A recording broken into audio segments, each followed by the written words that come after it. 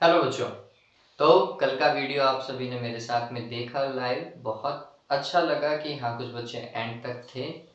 बच्चों, अगर वीडियो को पूरा अगर आप मेरे साथ में कंटिन्यू करते हैं तो आपको बहुत सारी चीज़ें ऐसी पता चलेंगी जो कि हम इग्नोर कर देते हैं, लेकिन वो वाकई में हमारे नॉलेज को बढ़ाती हैं।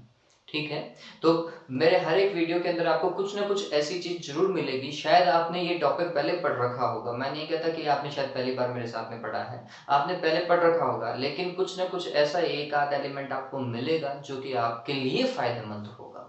ठीक है, और अपन उसी तरीके से टॉपिक को करते जाएंगे कि उनके अंदर छोटे छोटे से जो कॉन्सेप्ट है ना, जिससे आपको फिजिक्स समझने में मजा आए, उसके साथ में काम करेंगे। ठीक है, तो methods of charging is the topic today.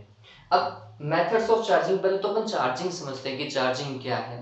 तो हमें पता है कि हमारे पास में जो नॉर्मल ऑब्जेक्ट होता है ना, वो न्यूट्रल ऑब्जेक्ट होता है। न्यूट्रल ऑब्जेक्ट का मतलब क्या हुआ, उसके पास में जितने नंबर ऑफ इलेक्ट्रॉन होते हैं उतने के उतने नंबर ऑफ प्रोटॉन्स होते हैं, मतलब total positive charge equals to total negative charge, that is neutral. ठीक है, अब अगर किसी ऑब्जेक्ट को चार्ज करना है, चार्ज करना है इसका मतलब या तो आप ऑब्जेक्ट को पॉजिटिवली चार्ज बना सकते हो या उसे नेगेटिवली चार्ज कर सकते हो, दो ही चार्ज होते हैं। ठीक है, तो किसी भी ऑब्जेक्ट को चार्ज करने के लिए हमने क्या किया था, या पॉजिटिव और नेगेटिव चार्ज को समझा था, तो हम किस चीज को ट्रांसफर कर रहे थे वो समझिए। हम किसको उठा रहे थे, या किसका गेन हो रहा था या किसका रिमूवल हो रहा था, इलेक्ट्रॉन का। किसका, इलेक्ट्रॉन का। प्रोटॉन नहीं रहा था, प्रोटॉन न्यूक्लियस में था, न्यूक्लियस के अंदर ही रहा। चेंज किसके नंबर में आ रहा था, इलेक्ट्रॉन के नंबर या तो इंक्रीज हो रहे थे या इलेक्ट्रॉन के नंबर डिक्रीज हो रहे थे। ठीक है, तो इसका मतलब ये है कि the reason behind charging is transfer of electrons. ठीक है, अगर ट्रांसफर ऑफ इलेक्ट्रॉन्स हो रहा है तो ऑब्जेक्ट क्या हो जाते हैं, चार्ज हो जाते हैं। तो एक क्वेश्चन जिसका आंसर मैं आपको बता रहा हूं, what is the reason behind charging या what is the reason of charging, that is transfer of electron from one object to another. ठीक है, ओके, तो दैट इज द रीजन। अब हम बात कर रहे हैं कि चार्जिंग के मेथड्स कौन कौन से हैं। तो तीन तरीके के मेथड्स हैं हमारे पास में। सबसे पहले वाला जो मेथड है that is by friction, charging by friction. देखो, फ्रिक्शन का हम सभी को पता है, ये चीज हमने बहुत बार समझी भी है।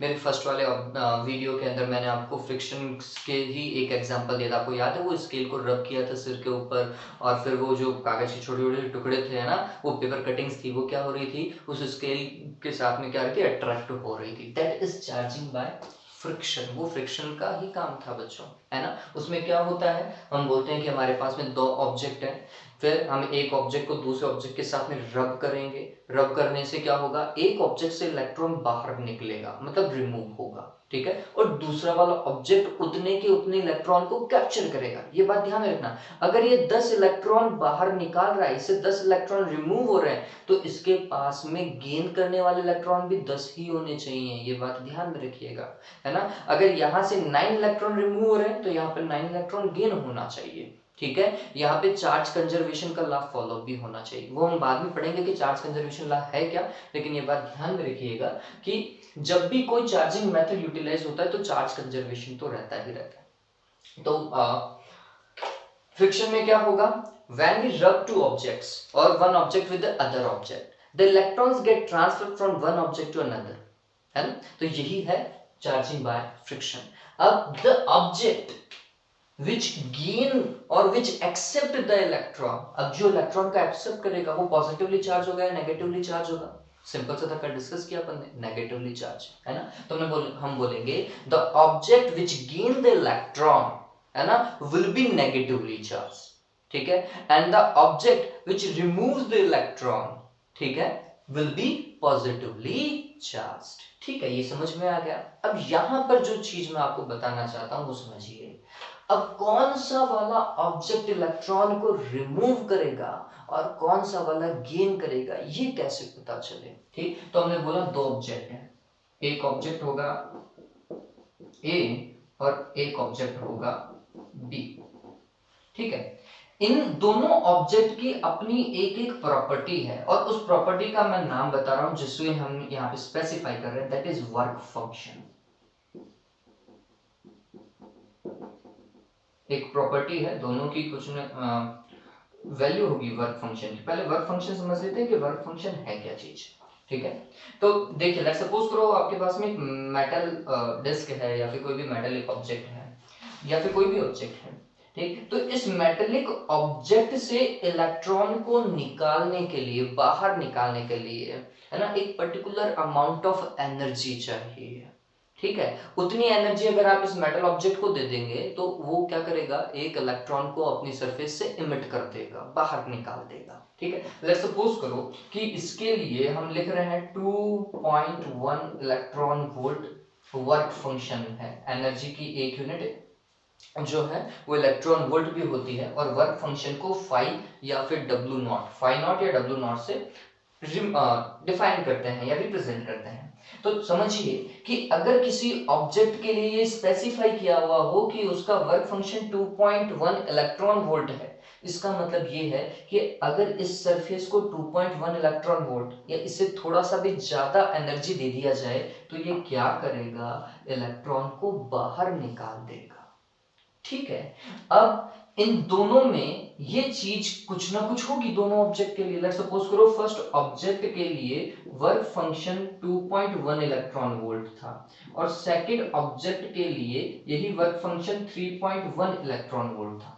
तो अब आपको समझ में आ जाना चाहिए कि किससे इलेक्ट्रॉन जल्दी रिमूव होगा। कौन जल्दी रिमूव कर देगा, जिसका वर्क फंक्शन कम है, कम एनर्जी चाहिए उसे रिमूव करने के लिए, इसको ज्यादा एनर्जी चाहिए। तो ये पहले ही कम एनर्जी पहले गेन कर लेगा, इसलिए अच्छी तरीके से इलेक्ट्रॉन को रिमूव कर पाएगा। और उस इलेक्ट्रॉन को कौन एक्सेप्ट कर लेगा, ये वाला ऑब्जेक्ट एक्सेप्ट कर लेगा। इसका मतलब ये है the object which has lesser work function will remove the electron. और अगर इलेक्ट्रॉन को रिमूव करेगा तो पॉजिटिवली चार्ज होगा। ठीक है, तो हम बोलेंगे it will be positive charge.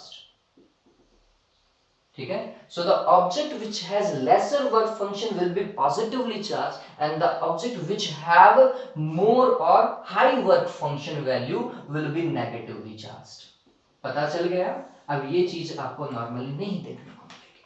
ठीक, तो ये समझिएगा कि फ्रिक्शन में क्या होगा, दो ऑब्जेक्ट को एक दूसरे से रब करेंगे, रब करने के बाद में एक से दूसरे तरफ इलेक्ट्रॉन ट्रांसफर होगा। इलेक्ट्रॉन जहां पर कम हो रहा है, रिमूव हो रहा है, that will B positively charge, और जो इलेक्ट्रॉन को एक्सेप्ट कर रहा है, गेन कर रहा है, that will be negatively charge. फिर ये वाली चीज ध्यान में रखिएगा, the electron will be transfer from lower work function to higher work function, है ना। ये तो इलेक्ट्रॉन को इमिट करेगा और ये इलेक्ट्रॉन को क्या कर लेगा, एक्सेप्ट कर लेगा। इस चीज को ध्यान में रखिएगा। ठीक है, अब आगे चलते हैं। ये फ्रिक्शन वाला समझ में आ गया। चलिए एग्जांपल मैं दे देता हूं कुछ, एक पर्टिकुलर कॉम्बिनेशन ऑफ एग्जांपल्स हैं कि किस चीज को किस चीज के साथ में रब किया जाए कि कौन सी पॉजिटिव होगी कौन सी नेगेटिव होगी। तो समझते हैं। तो हमने देखा एग्जांपल्स, एग्जांपल्स में यहां पर मैं लिख देता हूं पॉजिटिवली चार्ज ऑब्जेक्ट और यहां पर है नेगेटिवली चार्ज ऑब्जेक्ट। तो अगर ग्लास रोड है हमारे पास में, ग्लास रोड को अगर सिल्क के साथ में, सिल्क क्लॉथ जो है ना, सिल्क क्लॉथ के साथ में अगर रब किया जाता बच्चों, तो ग्लास रोड जो है वो पॉजिटिवली चार्ज होगी। मतलब इलेक्ट्रॉन ग्लास रोड से निकलेगा और किस में चला जाएगा, सिल्क के क्लॉथ में चला जाएगा। ये बात ध्यान में रखिएगा। ठीक, ये एग्जांपल्स हमारे बुक में दिए हुए हैं और आपको वीडियो में साइड में ये एग्जांपल्स देखने को भी मिलेंगे। ठीक, फिर अगर कैट स्किन की हम बात करें, ठीक है, कैट स्किन को प्लास्टिक रॉड के साथ में या फिर एबोनाइट रॉड जो है, एबोनाइट रॉड के साथ में अगर हम रब करेंगे तो कैट स्किन से इलेक्ट्रॉन निकलेगा, it will be positively charge, और उसको गेन कौन करेगा, या तो प्लास्टिक की रॉड से रब करेंगे तो प्लास्टिक की रॉड गेन करेगी या फिर एबोनाइट की रॉड उसे क्या कर लेगी, गेन कर लेगी। ठीक है, ऐसे ही नेक्स्ट अगर हम बात करें वुलन क्लॉथ की,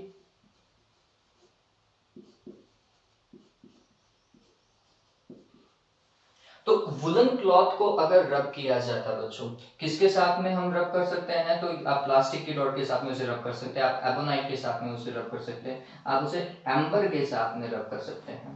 ठीक है, आप उसे रबर के साथ में रब कर सकते हैं। ठीक, तो क्या होगा, वुलन क्लॉथ से इलेक्ट्रॉन निकलेंगे और वो एम्बर में चले जाएंगे या रबर में चले जाएंगे, जिससे भी हम उसे क्या करेंगे बच्चों, फ्रिक्शन करवाएंगे। ठीक है, अब नेक्स्ट समझते हैं। नेक्स्ट है ये बाय फ्रिक्शन था फर्स्ट, ठीक है। अब सेकंड हमारे पास में है चार्जिंग बाय कंडक्शन या चार्जिंग बाय कांटेक्ट।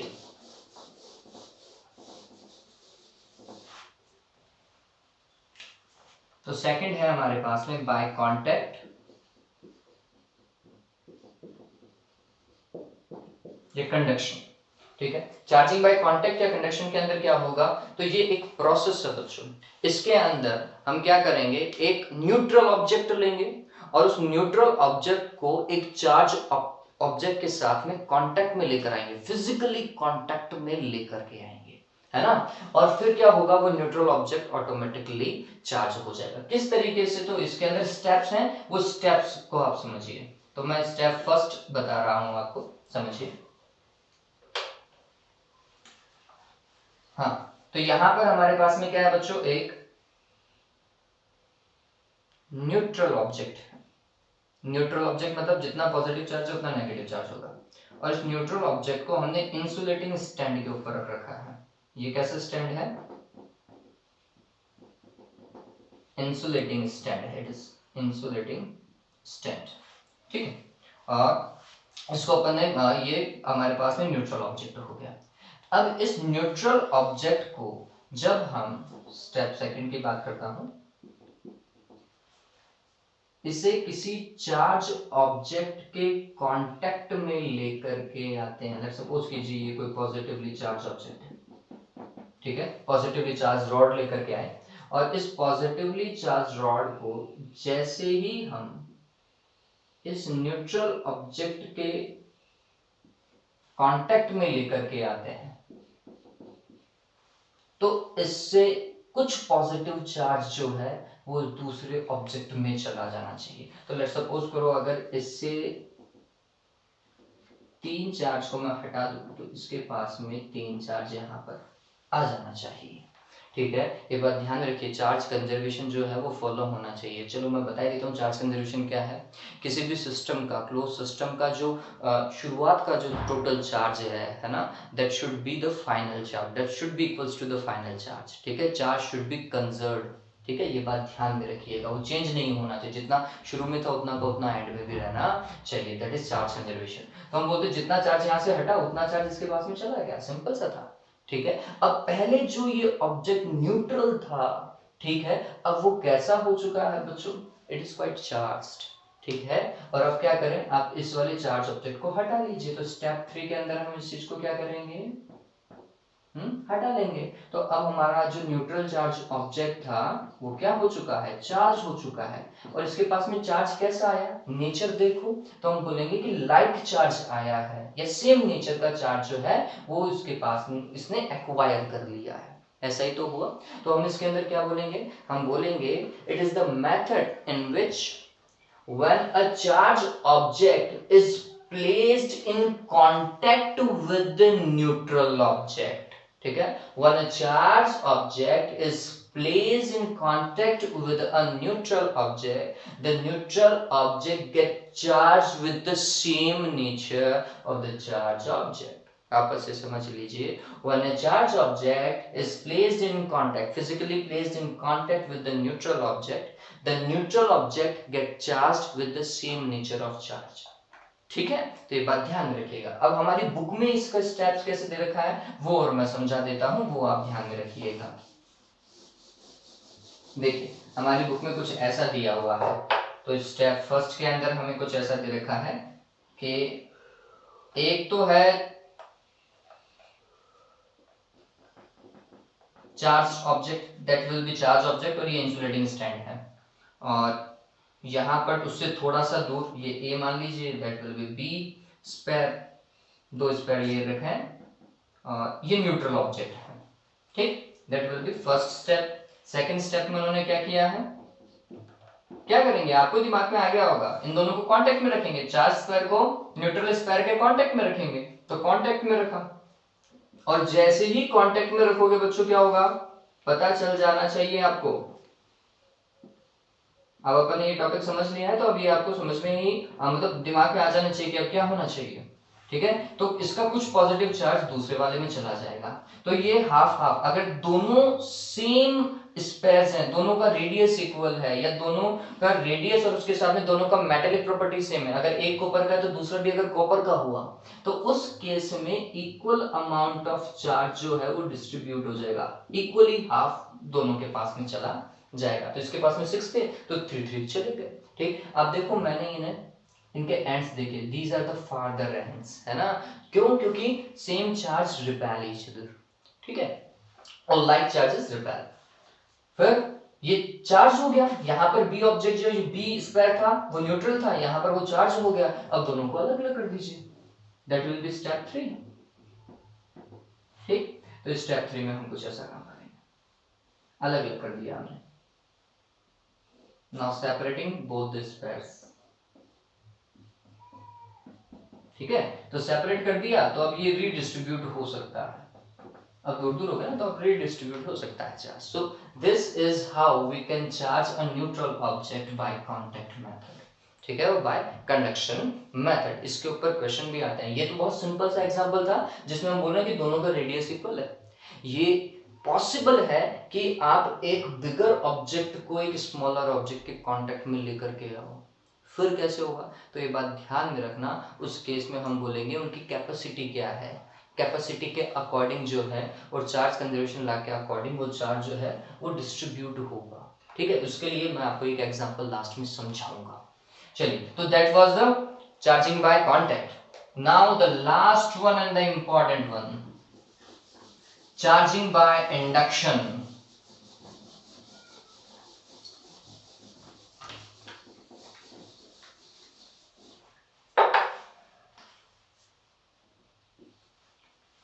जो है दैट इज चार्जिंग बाय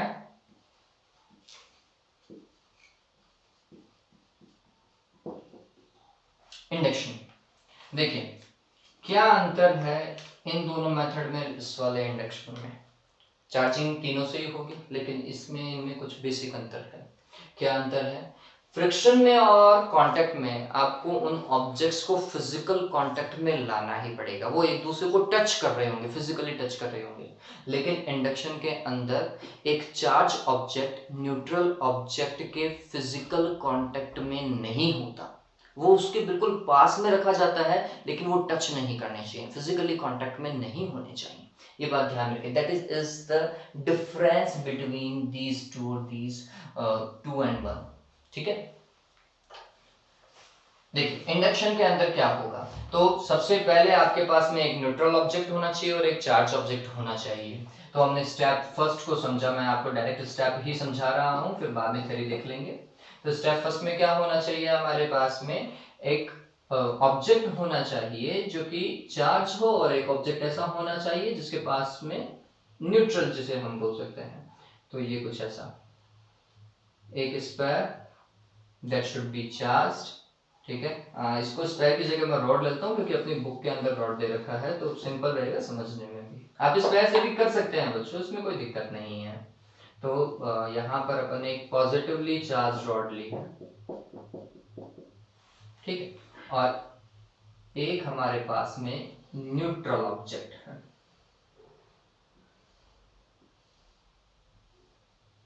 ठीक है, ये न्यूट्रल ऑब्जेक्ट है। फिर न्यूट्रल ऑब्जेक्ट का मतलब समझिएगा, जितना पॉजिटिव उतना नेगेटिव चार्ज होगा। फिर स्टेप सेकंड के अंदर हम क्या करेंगे, we will place this charge object near to the neutral object। second step में हमने क्या करना है, we just bring this charged object near to the neutral object। ठीक है, तो हमने वही काम किया भाई। तो ये स्फीयर और इसके पास में हम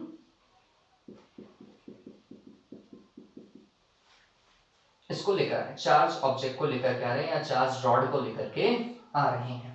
ठीक, तो क्या होगा बच्चों, इस पॉजिटिवली चार्ज रॉड के पॉजिटिव चार्ज से अट्रैक्ट होकर के फ्री इलेक्ट्रॉन्स जो थे वो इसके नियर एंड की ओर आ जाते हैं, they get attracted due to positive charge of rod, है ना। और जहां से ये इलेक्ट्रॉन हट रहे हैं, जिस जगह से ये हटे उस जगह को ये पॉजिटिवली चार्ज बना देंगे। तो इसका मतलब अगर ये इलेक्ट्रॉन यहां से उठ करके यहाँ पर आ रहे हैं, ठीक, तो हमने बोला कि इलेक्ट्रॉन की यहाँ पर देखो, यहाँ पर इलेक्ट्रॉन आए तो ये वाला surface that will be negatively charge, ठीक है, और जहां से उठकर क्या है, जहां से इलेक्ट्रॉन रिमूव हुआ that will B positively charge. So the further and will be positively charge, ठीक है। अब गौर करो, टोटल चार्ज तो सेम है, यहाँ पे 6 मैंने माइनस शो किए हैं तो 6 ही प्लस शो किए हैं, ठीक। तो अभी भी जितना नेगेटिव है उतना पॉजिटिव है तो न्यूट्रल, लेकिन आप कह सकते हैं कि पोलराइज्ड हो गया है, एक तरफ नेगेटिव है एक तरफ पॉजिटिव है। तो हमने बोला when the positively charged object is placed near to the sphere or neutral sphere, negative charge appear to the nearer end and the same nature of charge, so positive charge appear to the further end, ठीक है। अब इसके बाद में क्या करना है, हमें तो चार्ज बनाना था, तो हमें ये पॉजिटिव पार्ट नहीं चाहिए, इसका पॉजिटिव चार्ज नहीं चाहिए, हमने किया इसे कांटेक्ट में लेकर आए, किसके कांटेक्ट में, ग्राउंड या फिर अर्थ के कांटेक्ट में लेकर के आए, हमने इसको अर्थिंग कर दिया। तो थर्ड स्टेप हमारी जो है that is related to earthing, ठीक है। तो हमने अर्थिंग का काम किया बच्चों।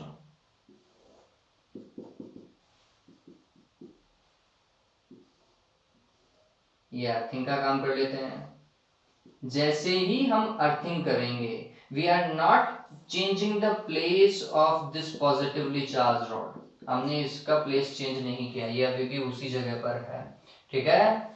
Bye not changing the position of that positively charge rod, we just earthened the opposite end or the further end of the sphere, ठीक है। अब उससे होगा क्या बच्चों, ये जो सारा का सारा पॉजिटिव चार्ज है ना, ये कहां पर चला जाएगा, अर्थ के पास में चला जाएगा। अब इसे थोड़ा सा कॉन्सेप्चुअली समझिए कि क्या हो रहा है, इलेक्ट्रॉन का ट्रांसफर कहां से कहां हो रहा है।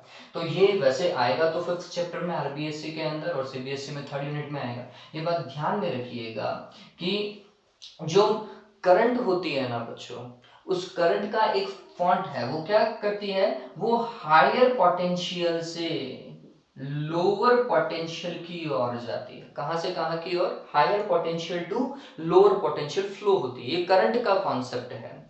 और करंट के अपोजिट डायरेक्शन में इलेक्ट्रॉन जाता है, इसका मतलब lower potential to higher potential, ठीक है। तो अगर ये प्लस का था तो इसका मतलब यहां पर पोटेंशियल ज्यादा है, और अर्थ का पोटेंशियल जीरो होता है, ये बात ध्यान में रखिएगा। तो यहाँ पर पोटेंशियल जीरो है, तो यहाँ पर लेट सपोज करो कुछ भी प्लस की वैल्यू है और यहाँ पर जीरो है, तो करंट कहां से गई, higher potential to lower potential. तो ये करंट की डायरेक्शन अगर थी तो फिर इलेक्ट्रॉन कहां से कहां की ओर मूव हुआ, तो हमने बोला lower potential to higher potential, ऐसा।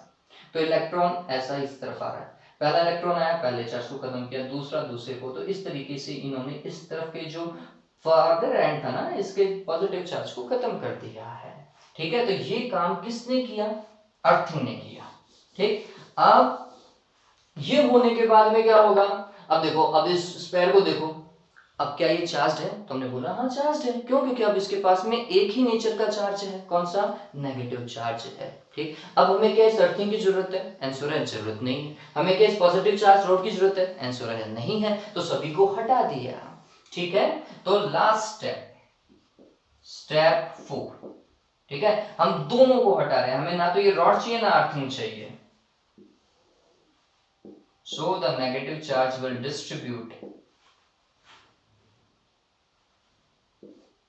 and the neutral object will become charged with the opposite nature of charge। देखिए यहां पर इसका नेचर, आप कौन सी रॉड लेकर आए थे, पॉजिटिव चार्ज रॉड लेकर आए थे, तो ये जो न्यूट्रल ऑब्जेक्ट था ना वो नेगेटिवली चार्ज हुआ। ये भी एक डिफरेंस है कांटेक्ट और इंडक्शन में। कांटेक्ट में सेम प्रॉपर्टी या सेम नेचर का चार्ज जो है वो डेवलप होता है, जबकि इंडक्शन के अंदर अपोजिट नेचर का चार्ज डेवलप होता है। इसका मतलब ये है कि अगर मैं यहाँ पर नेगेटिव रॉड लेकर के आता तो फिर ये पॉजिटिवली चार्ज बन जाता। आपको वहां पे साइड में देखने को भी मिलेगा, अपने पास में दूसरा डायग्राम और है, वो भी आप कॉपी कर सकते हैं, ठीक है। तो ये ध्यान में रखिएगा, है ना। तो इंडक्शन के अंदर क्या होता है, in this process of induction when a charged object is just placed near to a neutral object, the neutral object get charged with the opposite nature of charge। ये बात ध्यान में रख लीजिएगा, that is induction। अब मैं आपको बोल रहा था कि ये क्वेश्चन करेंगे, और ये बात ध्यान में रखो, ये क्वेश्चन आपको और कहीं नहीं मिलेगा, ठीक है। समझो, ये नॉर्मली तो ऐसा आता है कि जब स्पेयर इक्वल अमाउंट के होते हैं तो चार्ज कैसे डिस्ट्रीब्यूट होता है, और अगर स्पेयर्स अलग अलग साइज के हो तो फिर चार्ज कैसे डिस्ट्रीब्यूट होता है, इस चीज को समझ लो।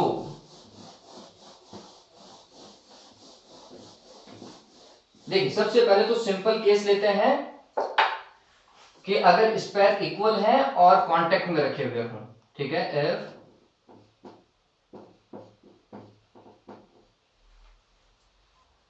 Spheres are equal in shape, ठीक है। तो ये एक स्पेयर है, इसका रेडियस लेट सपोज करो 3r मान रहा हूं। दूसरा स्पेयर है, इसका रेडियस भी कितना है, 3r है। तो हमें पता चल गया कि सेम है, ठीक। आप कैपिटल आर भी मान सकते हैं। अगर इसके पास में 5q चार्ज है, ठीक है, पॉजिटिव चार्ज मान लो, या माइक्रोकुलाम है, मैं ले लेता हूं आंसर।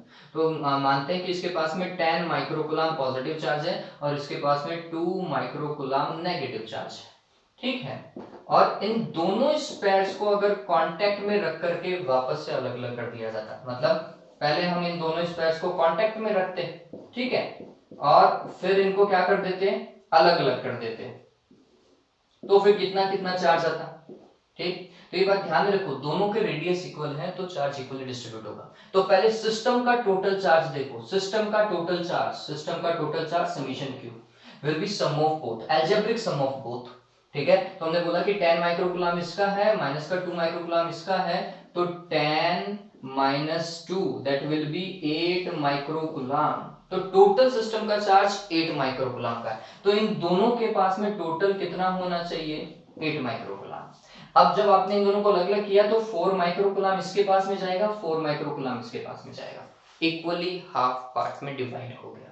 अब ये भी पॉसिबल था कि हमारे पास में ऐसा हो कि एक स्पेयर का रेडियस r है और एक स्पेयर का रेडियस 3r है, ठीक है। इसके पास में चार्ज हो गया 10 माइक्रोकुलाम, इसके पास में माइनस का 2 माइक्रोकुलाम, ठीक। अब बताओ भाई कैसे काम होगा, अब इन दोनों को कांटेक्ट में लेकर के आएंगे तो क्या काम होगा। तो ये बात ध्यान में रख लीजिएगा, यहाँ पे चार्ज रेशियो चलता है, क्यू और मैं रेशियो डालता हूँ, वो रेडियस के अकॉर्डिंग डिवाइड होता है। तो हम बोलते हैं टोटल चार्ज जितना भी जुड़ रहा है डिवाइडेड बाय टोटल रेडियस, इस चीज को ध्यान में रखना।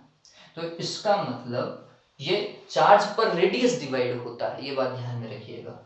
तो यहाँ पर टोटल चार्ज कितना है, तो हमें 10 माइक्रोकुलाम इसका और माइनस का 2 इसका, तो 10 minus 2 microcoulomb divided by total radius, r इसका और 3r इसका, तो r plus 3r that will B 4r, ठीक है। तो ये हो गया 8 माइक्रोकुलाम डिवाइडेड बाय 4r, ऐसा ही तो हुआ, q पर रेडियस कितना हो जाएगा, 2 माइक्रोकुलाम पर आर हो जाएगा, मेरे हिसाब से डिवाइड देने पर यही आना चाहिए, ठीक। तो अब जब आप इन दोनों को कांटेक्ट में रखेंगे और फिर अलग अलग कर देंगे तो कितना चार्ज इसके पास में आएगा, कितना चार्ज इसके पास में आएगा, वो कैसे पता चला। तो ये बात ध्यान में रखिएगा, ये जो आर रेडियस वाला है और ये 3r रेडियस वाला है, इसके पास में चार्ज कितना होगा, तो पर आर रेडियस चार्ज कितना होना चाहिए, 2 माइक्रोकुलाम। तो इसके पास में तो आर ही रेडियस थी, तो इसके पास में चार्ज कितना हो जाएगा, 2 माइक्रोकुलाम। इसके पास में कितना, 3r रेडियस है, पर आर रेडियस 2 माइक्रोकुलाम, मतलब एक आर के पास में 2 माइक्रोकुलाम, तो 3r के पास में कितना हो जाएगा, 2 multiplied with 3 that will B 6 microcoulomb.